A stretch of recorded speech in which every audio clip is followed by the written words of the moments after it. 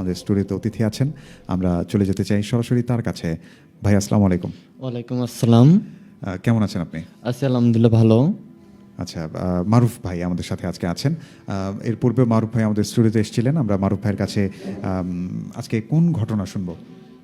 আমার জীবনে ঘটে যাওয়া এবং আমার বাবা এবং দাদাদের জীবনে ঘটে যাওয়া গল্প শোনা, সেগুলো আমি আপনাদের মাঝে শেয়ার করব। আচ্ছা আচ্ছা, অবশ্যই। আমরা তাহলে কথা না বাড়িয়ে শুনি আপনার ঘটনাটি। আমি একবার নানুর বাড়িতে গেছিলাম, হুম। তখন আমি 7-এ পড়ি, আচ্ছা।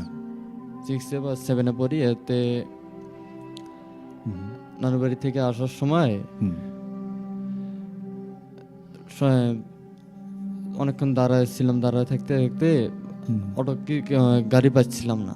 ওকে। না পাওয়ার কারণে আমি এক চাচার সাথে দেখা হয় ওখানে। দেখা হতে চাচা বলে চলো আমার সাথে, চলো আমি তোমাকে নিয়ে যাই। এভাবে যেতে যেতে এক পর্যায়ে আমাকে বললাম যে নামিয়ে দিয়ে বলে আমার কাজ আছে, তুমি যাও। আমি কোনো ভূত প্রেতকে বিশ্বাস করতাম না, এটা আগে বলা উচিত ছিল। সেই দিন আমি ওখানে নামলাম। নামার পরে চাচা জিজ্ঞাসা করলো, তোমার কি সমস্যা হবে? আমি বললাম, না, সমস্যা হবে না। যদি সমস্যা হয় তাহলে তুমি আমার সাথে যেও।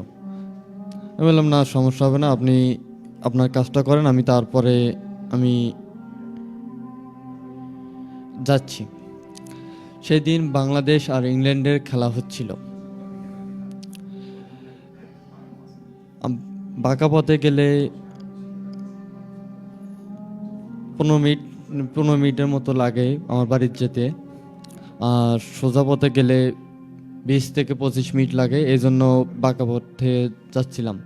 যেতে যেতে একটি জঙ্গল আসে। সেই জঙ্গলে হুট করে একটি শব্দ হয়। সেই শব্দ শোনার পর আমি থেমে গেলাম। আচ্ছা। ওখানে থেমে থাকতে থাকতে জোনাকি পোকা তখন ছিল। ওকে। তারপরে কিছুক্ষণ পর একটু দেখি তো আমি নাসর বান্দা। আচ্ছা আচ্ছা। আমার ওখান ভেতরে একটু আগানোর পরে দেখি একটা মহিলা আছে। মহিলা কালা আমার থেকে সামনের দিকে একটু এগিয়ে আছে। তারপর কিছুক্ষণ আগানোর পরে দেখতে পেলাম আরেকজন। ওখানে কি যেন একটা শব্দ হলো আবারও। আচ্ছা। তারপর বললাম, কে কে? উনি বলল, তারপর মাথা আমার সামনের দিকে আসলো। সামনের দিকে এসে দেখি রক্ত মাখা হাতে, মুখে রক্ত। ওখানে তারপরে কিছুক্ষণ পরে দেখলাম সে কাবি একটা গরু ইয়া করে খাচ্ছে। আচ্ছা। তারপর আরো একটু আমি সাহস নিয়ে গেলাম, ওকে। দেখি এখানে কি হচ্ছে আরো। এভাবে এগোতে যাই, দেখি একটু পর সরে যাচ্ছে গরুটা সহ। ওখানে থাকতে থাকতে এক পর্যায়ে দেখি মেয়েটা আরো দূরে চলে যায়, গরুটা ফেলে রেখে চলে গেল। আচ্ছা। আমিও পেছনে পেছনে চলে গেলাম। অনেকক্ষণ যেতে যেতে এক পর্যায়ে মেয়েটা জিজ্ঞাসা দাঁড়ানোর পর আমাকে ভয় লাগলো, তখন একটু গা থমকে উঠলো। আচ্ছা। কি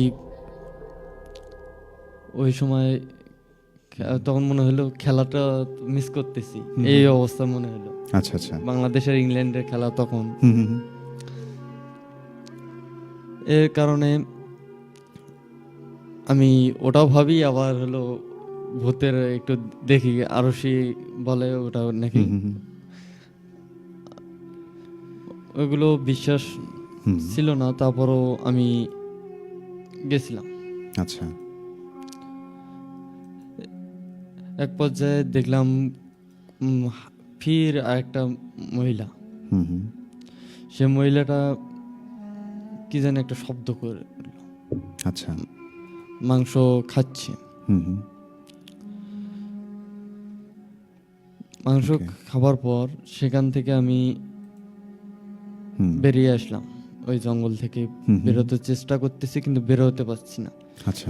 এইভাবে অনেকক্ষণ ঘোরাঘুরি করলাম। হুম হুম। ঘোরাঘুরি করার পর তারপরে আমি হুম। ও বের হয়ে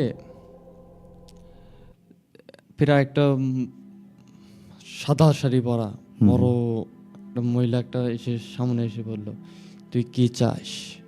আমি বললাম, কিছু চাই না, আমি দেখতে চাই, বুঝতে চাই এখানে কি হচ্ছে। কয়, তুই কিছু বুঝতে হবে না, তুই চলে যা। হুম হুম। আমি বললাম, আমি দেখবই কি হয়। তারপরে আমি দেখা শুরু করলাম। ওরা বলে, না, দেখা হবে না। হুম। তারপর আরেকজন আসি বলল, গুরুমা আসলে তাহলে কিন্তু বিপদ আছে, তোর কাল্লা নিয়ে হুম হুম। নেবে। আমি আচ্ছা। বললাম, কাল্লা নেবে, তাও আমি দেখে যাব। হুম হুম।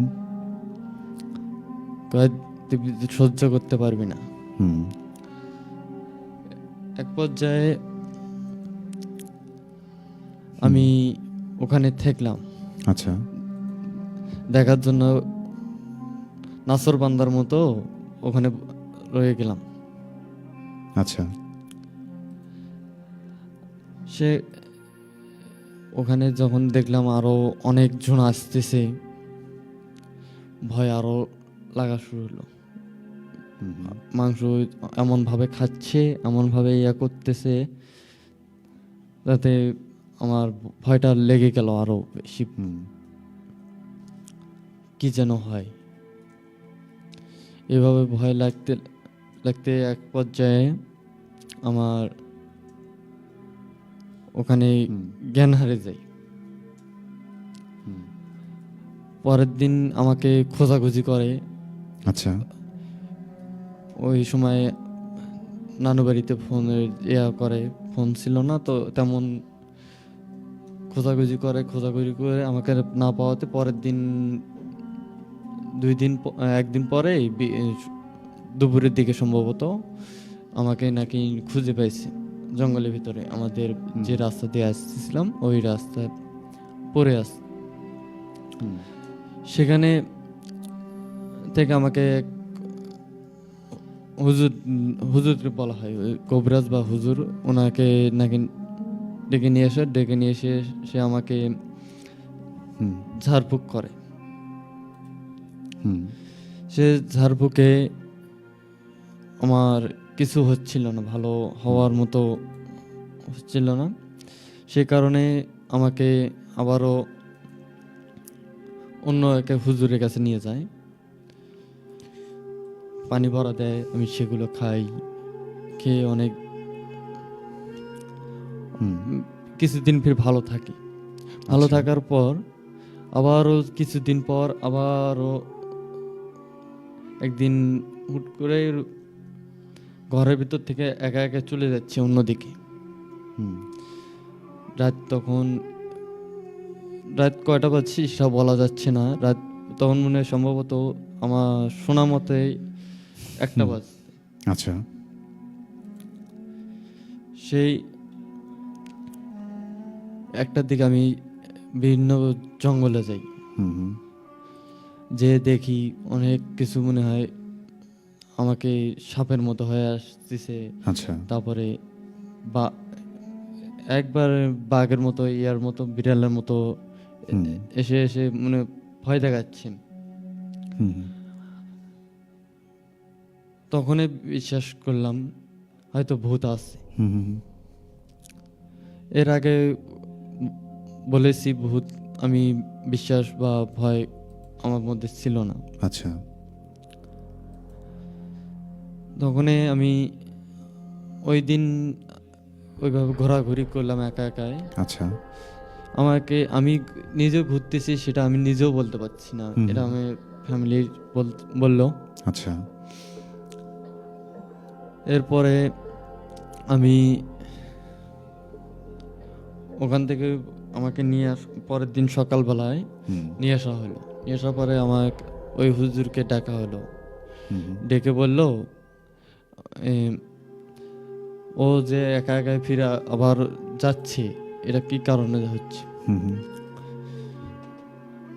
হুজুর বলল সেটা আমাকে দেখতে হবে। আচ্ছা। সে দেখে অনেকক্ষণ পরে বলল ওকে নাকি একজন পরী ধরছে। হুম। হুম। পরী ধরছে, ওকে নিয়ে যেতে চায়। হুম। বাবা বলল কেন নিয়ে যেতে চায়? কয় ওকে পছন্দ করে, বিয়ে বিয়ে করতে চায়, হুম। হুম। এজন্যই ওকে পছন্দ করে তাকে নিয়ে যাবে। ওকে। তারপরে এইভাবে সারানো বাবা তো ছেলেকে নিয়ে যেতে দেবে না, আচ্ছা। এজন্য দেখলো কি করা যায়। 2-4টা যখন ফকির নিয়ে আসলো, ঝাড়ফুঁক করলো, তখনই আমার আবারও মনে হচ্ছিল হয়তো কেউ এসে আমাকে বলতেছে হুম। হুম। যাবি আমার সাথে, চল, তুই ভালো থাকবি, হুম। হুম। তোর এই রাজ্য চাইতে ওই রাজ্যই সবচাইতে ভালো, হুম। এখানে তো থাকা যাবে না, এখানে থাকলে তুই কষ্ট। হুম। হুম। আমি বললাম আমার এখানেই কষ্ট হোক, আমি এখানেই থাকবো, আচ্ছা। আমি যাব না। হুম। হুম। এরপরও বলে আমি তোকে নিয়ে যাব, নিয়ে যাব, হুম। হুম। নিয়ে যাব। সে আমাকে নিয়ে যাবে বলে বলতে বলতে আমাকে এক পর্যায়ে নিয়ে যাওয়ার চেষ্টা করছিল হুজুরের তাবিজের কারণে। হুম। হুম। হুম। সে আমাকে নিয়ে যেতে নিয়ে যেতে পারেনি। পারেনি। আচ্ছা। সে তাবিজে আবার কিছু পর্যন্ত ভালো থাকলো, হুম। থাকার পরে আবার ওই সমস্যাটা ফিরে আবারও দেখা যাচ্ছে, হুম। হুম। আমাকে নিয়ে যায় কিনা। আচ্ছা। এক পর্যায়ে আমাকে নিয়ে যাওয়ার জন্য আবার আসে, আবারও তাবিজ দেয়, পানি পড়া দেয়, তখনই আমার সুস্থ আমি হই। আচ্ছা। আচ্ছা। সে সুস্থ হওয়ার পানি পড়া অর্থাৎ অনেক ধরনের হুম। হুম। জমজমের পানি, হুম। এ ধরনের পানি, অনেক 7 রকমের মাটি হুম। সহ করে ওটা আমাকে মানে ওই যে ঝাড়ফুঁক করার জন্য আর কি যা যা ঝাড়ফুঁক মানে প্রক্রিয়াগুলো আর কি। প্রক্রিয়া। হ্যাঁ, হ্যাঁ, বুঝতে পেরেছি। তো তারপর থেকে আপনি মোটামুটি তখন থেকে মোটামুটি সুস্থ আলহামদুলিল্লাহ। আচ্ছা। আচ্ছা। এই ছিল ঘটনা, প্রথম ঘটনাটি আপনার। যাই হোক, আমরা অসংখ্য অসংখ্য ধন্যবাদ জানাতে চাই। আপনার প্রথম ঘটনাটি বেশ দারুণ একটি ঘটনা এবং চমৎকার একটি